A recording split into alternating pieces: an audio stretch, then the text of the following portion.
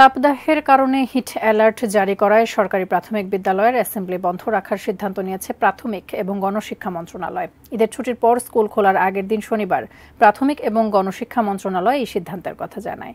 প্রাথমিক এবং গণশিক্ষা মন্ত্রণালয়ের সিনিয়র তথ্য অফিসার মাহবুবুর রহমান তুহিন জানান, দেশজুড়ে বহমান তাপদাহের উপর প্রাথমিক এবং গণশিক্ষা মন্ত্রণালয় তীক্ষ্ণ নজর রাখছে।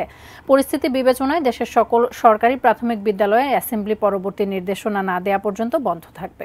দেশের উপর দিয়ে বয়ে যাওয়া তাপপ্রবাহের তীব্রতা বাড়তে পারে এবং অব্যাহত থাকতে পারে বলেই আগেই জানিয়েছে আবহাওয়া অফিস। তাই 3 দিনের জন্য হিট অ্যালার্ট দেওয়া হয়েছে।